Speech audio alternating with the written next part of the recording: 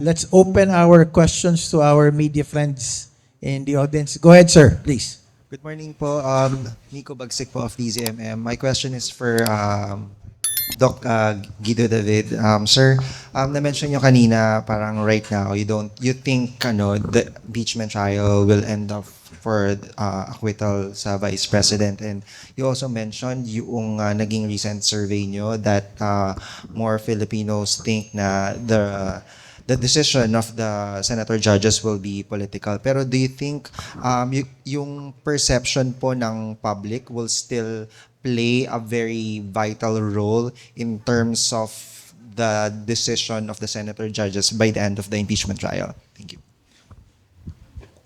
Well, I have, and again, that was not a prediction, and things can change, especially. I mean, we've only had 3 days of the impeachment trial, so marami pang pwedeng mangyari over the course of the next few weeks.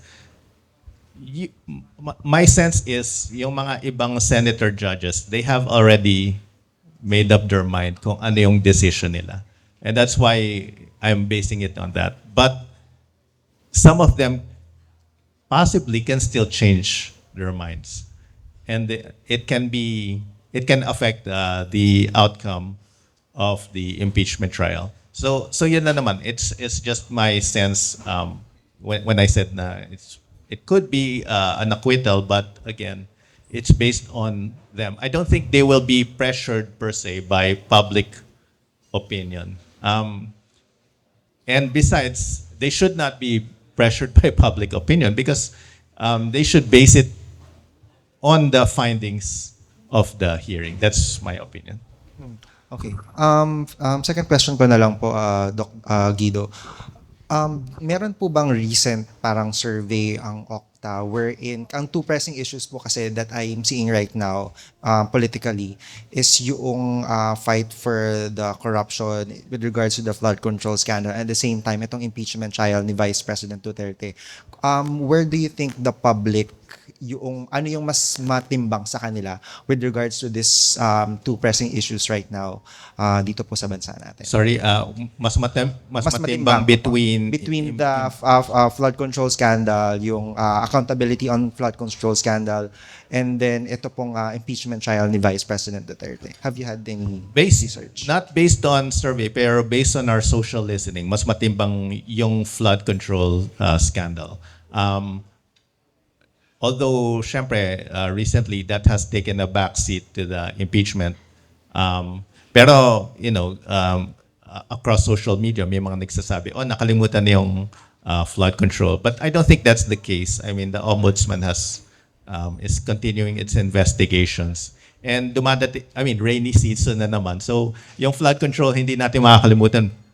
Every time na uulan at may bumaha, maalala natin yan. So, I don't think it will be forgotten. Thank you po. Salamat. Hello po, Agatha Gregorio po from ABS-CBN News. For Rear Admiral Roy po, could you just tell us how alarming po is it for the country? Yung sinabi niya nga pong may academe discussions on part of Batanes or Batanes supposedly belonging to China po. We have become used to their jokes. They will come up with any narrative to push forward.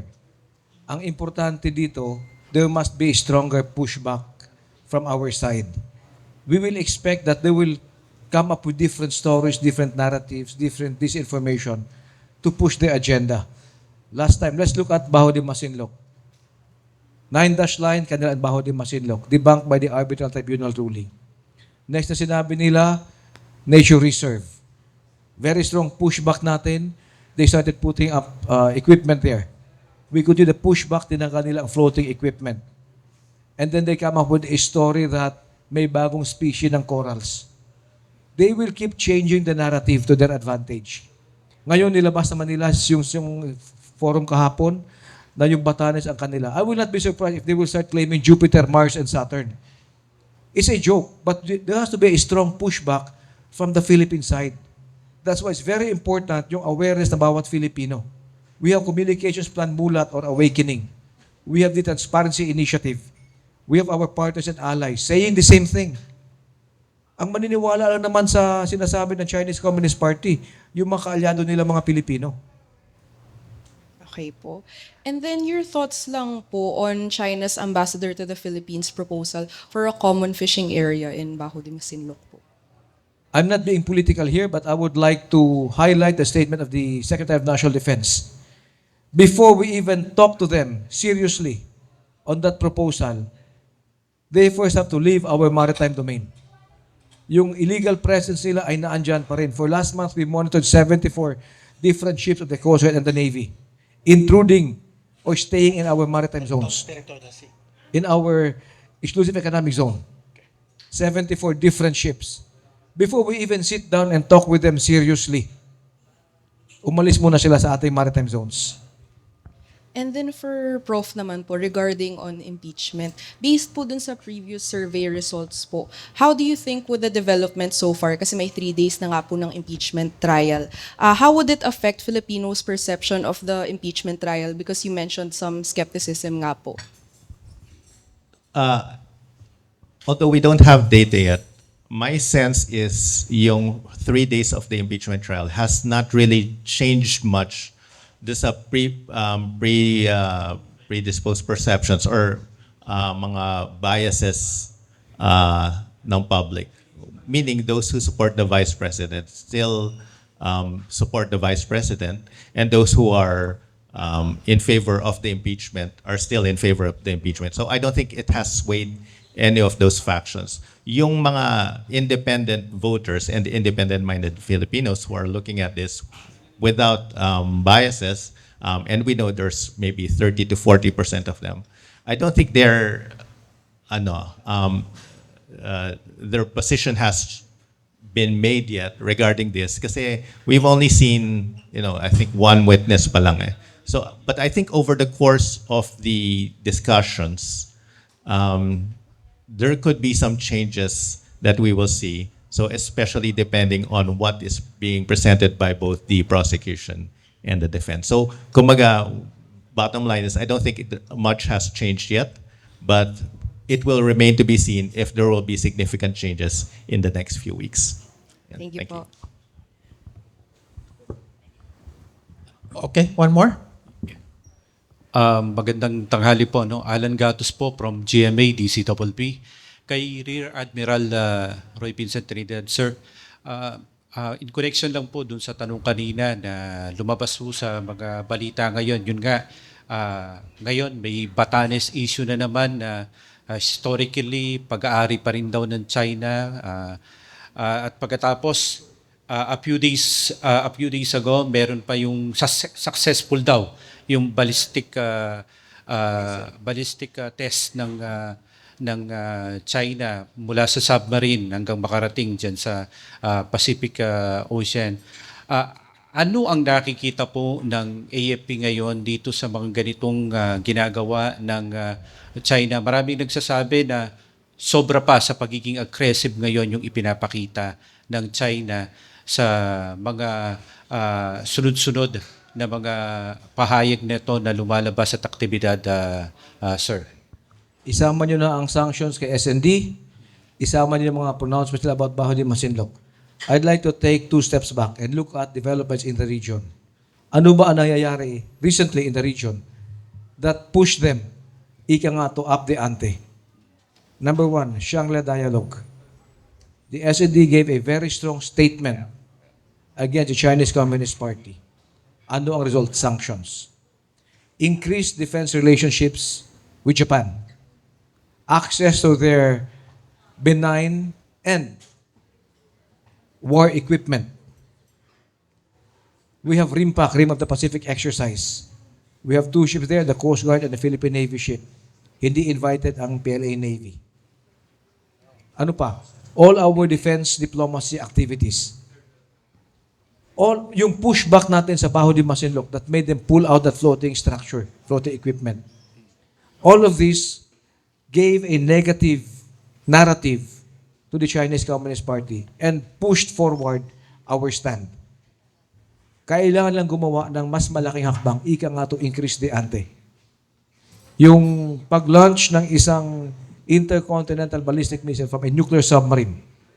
Bagamat ang payload ng warhead is for training purposes, the timing is suspect. It's the first time for them to launch such a missile from the South China Sea going to the Pacific Ocean. And yung kanyang trajectory dumaan either sa ating mainland, sa ating landmass, or our maritime domain. The timing is suspect. Why? We are celebrating the arbitral tribunal ruling. Yung mga nabanggit ko kanina, RIMPAC, Japan, Shanghai Dialogue, etc. So we have to expect more of this. They will keep pushing the ante without firing the single shot. Bakit? It's again part of their doctrine to win without firing a single shot. That is the acme of skill. Ikaw ang pinakamagaling na manlalaban if you could defeat the enemy without firing a single shot. How will they do this? Through messages, false narratives, misinformation, disinformation, malinformation, and through actions. Why actions? Because actions by themselves are messages. Yung pag-fire na missile is a very strong message they would like to come across. Hindi lamang tayo nag-pushback doon, but even other like-minded nations, to include our treaty ally and other Pacific Island states, ang nag-pushback sa ginagawa ng Chinese Communist Party. Last na lang po sa akin, no? With this development, pag-claim nila dyan sa Batanes, mag-i-increase po ba tayo ng military presence or pag-iikot dyan sa area na yan para at least matiyak natin, baka biglang dumami yung mga vessel po ng China dyan sa area na yan, like sa Kalayaan areas. Even without this false pronouncement by the Chinese Communist Party, your AFP and the Defense Department has been very aggressive in pushing our defense posture outward. At kasama dito, hindi lamang yung 9 features natin sa West Philippine Sea, sa Baho de Masinloc, but even the Northern Islands, kasamang Batanes at Babuyan. Thank you po. Follow-up question lang po, since you were able to give us a sense of what you think about the impeachment so far, Prof. Meron po ba kayong general assessment ng first 3 days so far ng trial, how the defense, the prosecution, and the senator judges were? Well, yes, not from a legal perspective, sure, of course, because legally, I'm not a lawyer. Of course, they're using different strategies, the defense and the prosecution. Isang masasabi ko is one person who has gotten a boost in the public perception here is si Senator Cheese Escudero. And we're monitoring the sentiments, social listening. So I think he has I won't say he has redeemed himself from what's happened in the past, but he's definitely gotten a boost from the past 3 days. So it made him have a better public perception. Regarding the positions of the the defense and the prosecution, and regarding kung sino yung nanalo so far, I mean, if we ask across social media, of course it's still close. I would say it's almost 50-50. Some are giving the slight nod to the prosecution for identifying the key points of evidence, but some are saying that the defense so far is holding its own. So I won't say that either side has gotten a clear win yet so far. Thank you po. I hope that's helpful. 3 days of the impeachment, what I would like to say is we are a working democracy. The AFP respects that political process which is enshrined in our Constitution. Good morning. This is One Noel. last, go ahead. Apo, last. To Rear Admiral Vincent. With regards to our sovereignty with the Recto Bank, it is within the 85 nautical miles. How can we strengthen our claim here because it is studied by a lot of foreign correspondents and other scientists that it has a large amount of oil deposit. How can we strengthen our claim here, sir? Number one, we don't have a claim sa Recto Bank. We could not claim what is already ours. Yan ay nasa loob ng ating EEZ. The Filipino people have every right to use the maritime entitlements within our exclusive economic zone, kasama doon ang Recto Bank. And tests have proven that ito ay may laman na natural gas and oil. Ang dapat makinabang nito ay ang bawat Pilipino. The main effort of government here is the Department of Energy, and the Department of Defense provides a supporting effort sa kanilang ginagawa. That's as far as I would go without specifying details on the current efforts of DOE or DND. Go ahead, ma'am, please. Yes, good morning. Yes, I'm Salve from Taglen Vlag and Ronda Barita, Pilipinas. Can I ask the professor, itatanong ko lang po sana, ano ang maging komento mo regarding with this? They're pushing the impeachment, pero mayroon pa po tayong isang problema regarding for the flood control. So ang gusto ng taong bayan, sana kung mayroon tayong impeachment, mag-focus din po tayo sa flood control kasi ang taong bayan hindi po makamove on. Kasi sa totoo lang, una-una sa lahat, pera po yan ng taong bayan. Di po ba? Pera ng taong bayan. So, we're not focusing on the impeachment only. Kinakailangan din po natin sana. Mag-focus din po tayo sa flood control. Katanungan ng tao lagi talagang bumibira. Walang kasagutan. We're always questioning. Walang kasagutan. Sabi natin, Professor, regarding the for the impeachment. Pero yung flood control, nakakalimutan na po. Maraming salamat. Well, respectfully, I don't think naman nakakalimutan yung flood control. And as I said, umuulan na, so magsisimula ng magkaroon ng mga floods. And even tayo, dapat the Filipinos, we should still demand accountability sa mga flood control projects. And that's the reason nga that in last year's SONA, it was mentioned by the President nga na di ba, sinabi nga ng Pangulo is mahiya naman kayo sa mga flood control projects. So sana hindi natin makalimutan yon.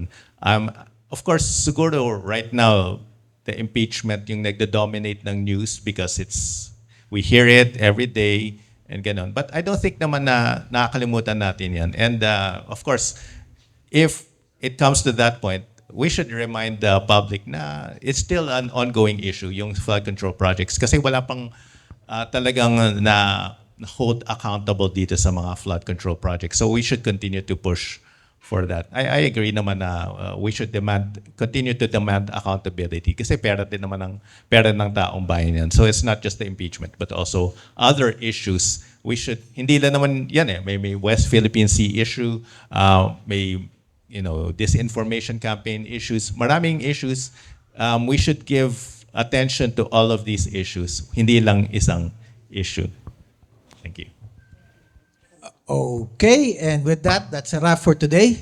Tandaan po natin, the impeachment proceedings is a political process. At the same time, it is a court of law that will try to impose accountability and a court of public opinion so that the Filipino people would know and understand, next time, who do we really need to elect as leaders? Whatever will happen in the Senate impeachment trial, it's not going to be in isolation. Gaya po na sabi ng ating resource speaker na si Professor Guido David, it will affect poverty, inflation, unemployment, things that are top of mind in our Filipinos.